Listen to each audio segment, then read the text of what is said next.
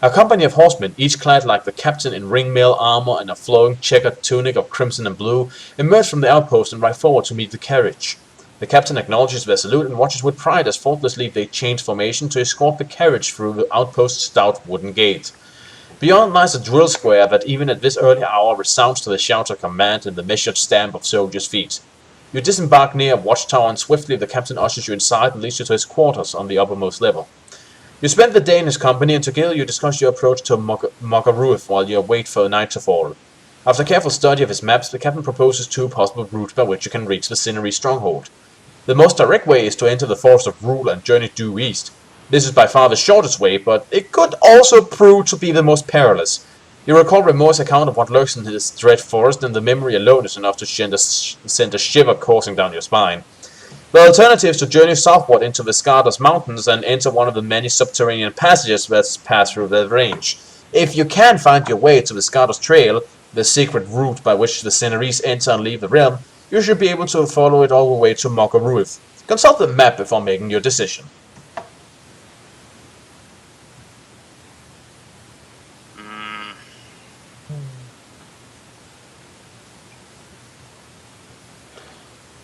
You know what? I vote for the more dangerous but shorter route. The Blitzkrieg approach. Yeah, because you actually made a good point, Warlord. We have defeated a damn Chaos Master, and these people are juggling around with poisons that want to wipe out all life. I'm sort of afraid of what they're going to do. So you'd rather choose a... You would prefer that we move with great... that we get there... that we possibly get there quicker by way of using the shorter route?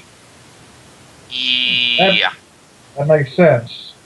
I agree, especially since we have apparently solved the time, so it is not on our side anymore. Yeah, okay. So the short route it is. Yeah. Shortly before midnight, you and the captain ride out of Stonewatch on two fine Slovarian steeds. It is another moonless night and the plain is shrouded by darkness, yet you have no difficulty in seeing the terrain that lies ahead. Using your natural Magnacar skill of hunt mastery, every flowing contour of the grassy plain is revealed to you. The captain is not so gifted, but the special spectacles he wears fully compensate for his lack of night vision. They were a token of gratitude from the Archchief of Chaman for his service in defense of the city of Gleish during the war against the Dark Lords, and often they have been of use to the captain when scouting his country's border, the other way around, with Rule. In less than an hour, you arrive at a grassy knoll which overlooks the dense, forbidding wall of trees that is the Forest of Rule. You are dismounting when something causes you to halt midway. You perceive a scent being carried on the night air. It is heavy, clawing stench of decay. "There's great evil here," says the captain, observing your action. You would not be thought faint-hearted were you to return with me to Stonewatch." "I will return to your fortress, captain," you reply, your voice quite resolute, "but not until my task at Mogaruth has been completed." The captain smiles and raises his steely hand in a salute to your brave determination. "Very well, my lord. So be it. Until that glad day dawns, I shall pray for your safety and success." Then he brings his horse about, takes yours by the reins, and bids you a final farewell before heading back to Stonewatch. "May the gods watch over you and deliver us swiftly from the darkness of Mogaruth." You return his salute and watch as he gallops away with your steed in tow. Then, when finally he disappears, you turn to observe the gloomy forest perimeter. At first, the tangle of underbrush and trees appear to be so interwoven that they form an impregnable wall. Yet, at length, you see that there are 2 points where entry is possible. The first is where a sickly stream emerges from the forest to feed a stagnant, scum-encrusted pond. The second is where a tree has fallen and torn a hole in the thorny briars. So, do you wish to enter the disgusting, stinking stream, or the fallen tree over the sharp thorns?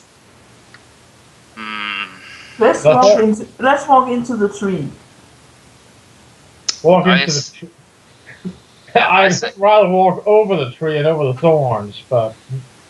Yeah, I would have to second that. Plus, we get the opportunity to go along the lines of, "Who's your daddy?" Because of, well, we do not like trees. Okay. Using your innate Magnacar skill... Oh god. What? Rana, now you just made it sound like you wanna pump the tree. Yeah, that's not exactly my intention. Goddamn hippie. I'm not a hippie. Rana the tree humper. You take care to mask your... What? Using your innate magnetized skill of invisibility, you take care to mask your body heat and scent lest they should stir the curiosity of any keen-nosed denizens of Rule. Then, with caution guiding your every step, you advance through the knee-high grasses towards the fallen tree. As you approach, you focus your power of divination. You know, the book is keen to remind you have all these powers, I notice. Yeah. And scan the surrounding darkness for invisible or hidden enemies. Sensing no immediate threat, you continue to the forest edge where you are greeted by an unwholesome warmth. It rises out of a mulch of insects and fungi that are feasting upon the corpse of the tree. Silently, you offer up a prayer to Ishir before venturing a step further into this inhospitable domain. Beyond the dead tree, you find a muddy track which is bordered on both sides by the tall trunks and thorny briars of the forest. So dense is this tangle of trees and brush that it is impossible to leave the track. You feel as if you are walking along an endless passage, one so unnatural that its construction could only be the result of evil herbcraft. Dun dun dun. So, yeah, that's what evil herbcraft does. Dun dun dun dun. At length, the track widens and the tree begins to thin out. Ahead you see a clearing, and at once your senses tingle. It is a warning that you are not alone. Instinctively, you reach for your weapon, and as your hand closes upon it, you see that the floor of the clearing is alive with a carpet of loathsome, scuttling creatures. At once you attempt to use your magnified powers of animal control to determine if these creatures are hostile, but your efforts go unrewarded. Huh. The creature sees the frenzied movement with an abruptness you find unnerving. It is as if they have suddenly turned to stone.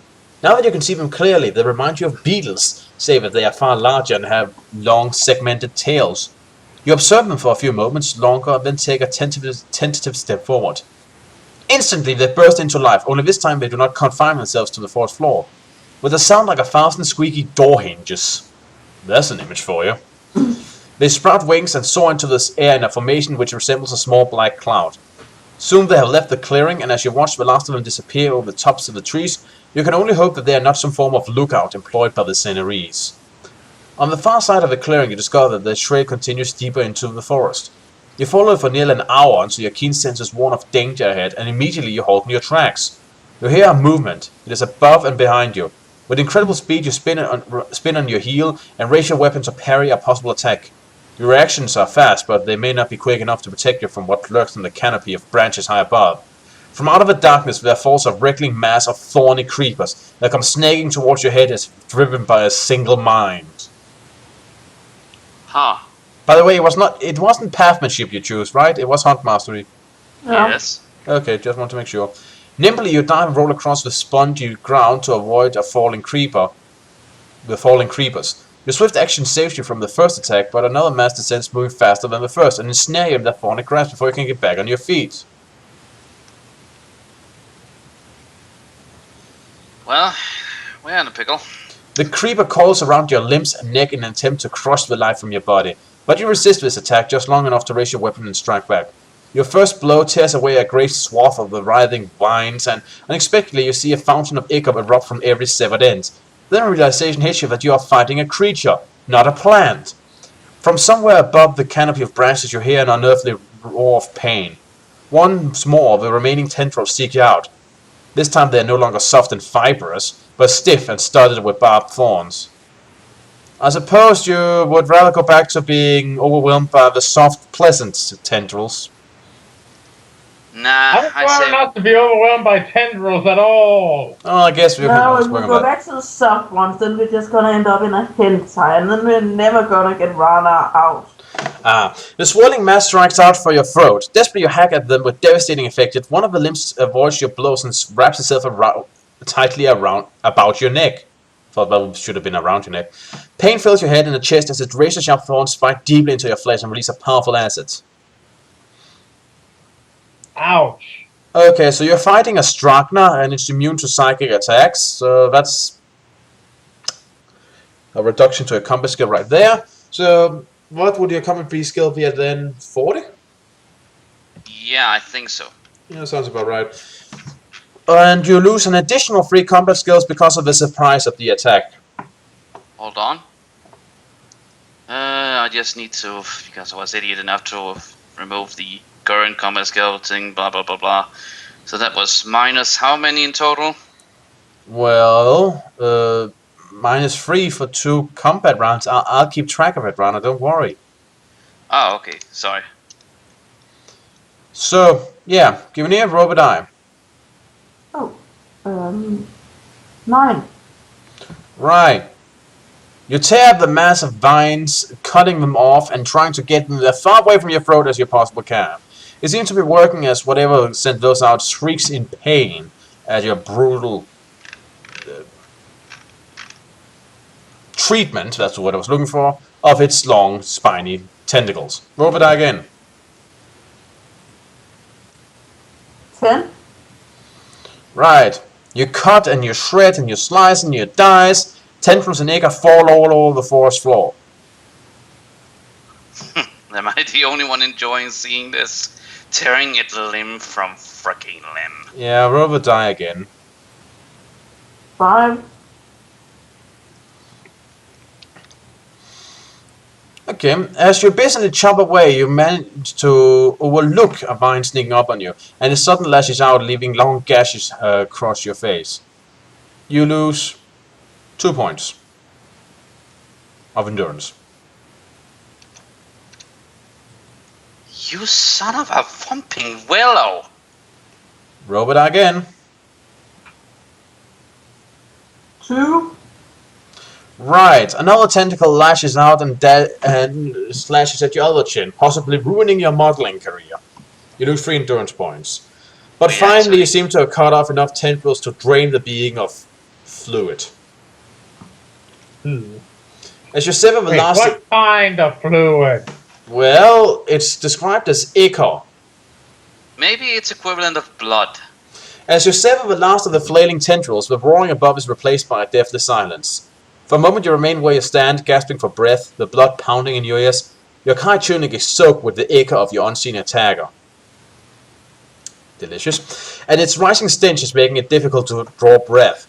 Then you hear the sound of snapping branches and quickly move aside as the body of the beast comes crashing down to earth.